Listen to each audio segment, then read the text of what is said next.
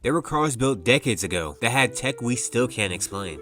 Cars that talked to you, watched you, adjusted themselves, even recorded everything you did. And the crazy part? Most of this tech didn't fail. It got erased. Not because it was bad, but because it was too smart, too early, and way too uncomfortable for the world. So today, we're diving into a handful of cars that were way ahead of their time. Then the CIA quietly made them disappear.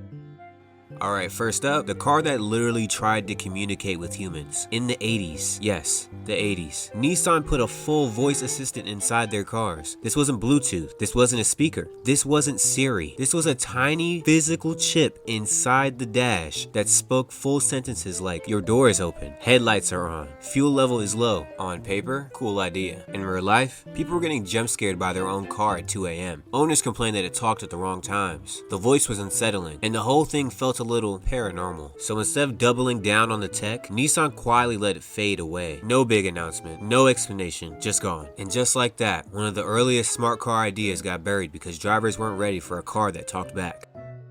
Next up, a car that didn't just watch the road, it watched you. In the late 90s and early 2000s, certain GM models had early versions of what we now call black boxes. Tiny modules buried inside a car that quietly logged things like how fast you were going, how hard you hit the brakes, how much throttle you used, and what happened right before a crash. Here's the wild part. Almost nobody knew their car was doing this. There was no big advertisement, no sticker on the window, just a silent little data collector chilling under the dash. Then a few court cases popped up where the car's data was used as evidence, and drivers were like, hold on, bro, why is my own car keeping receipts on me? Today we're used to everything tracking us. Phones, apps, insurance devices, all that. But back then, a car recording your driving habits felt straight up invasive. So instead of marketing it as next level tech, they just kinda kept it quiet. Another piece of early smart car tech that existed long before people were ready to hear about it.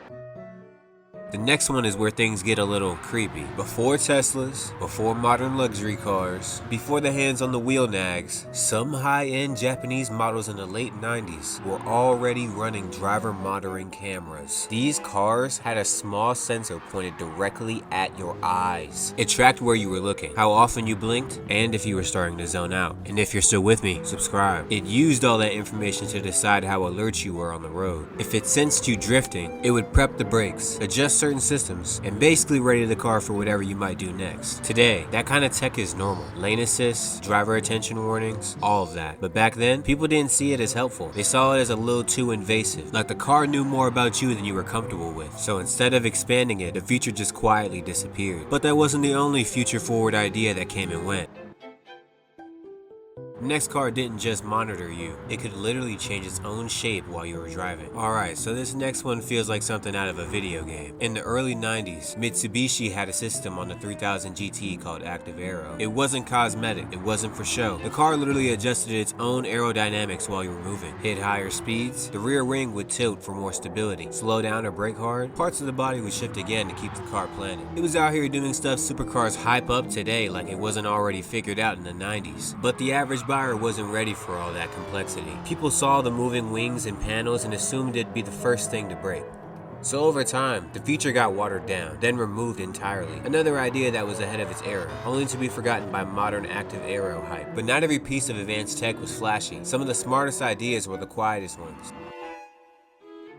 Saab had this feature called Night Panel that almost nobody talks about, and it might be one of the cleanest concepts ever put in a car. You press one button and your whole dashboard goes dark. No clutter, no glowing gauges, no Christmas tree, just your speed stays lit. It sounds simple, but at night it changes the whole mood. Your eyes relax, the cabin feels calmer, and it feels less like you are staring at a screen and more like you're actually driving. They took the idea from fighter jets, where pilots kill extra lights at night to stay focused. Saab really looked at that and said, yeah, why don't we do that in the car? People that got to use it loved it, but it did not photograph well. It did not scream technology on the showroom floor, and no one else really copied it. And when Saab disappeared, that feature pretty much disappeared with it. All of this stuff showed up way before anyone was ready for it. Machines that talked to you, systems that recorded everything, tech that watched your eyes, aero that shifted on its own, dashboards designed to calm you down instead of overwhelm you. None of it was new. It just arrived too early, got buried, or got rebranded years later like it was some fresh idea. If you want a part 2, drop a comment with the weirdest feature you've ever seen, or something your own ride does that nobody ever mentions.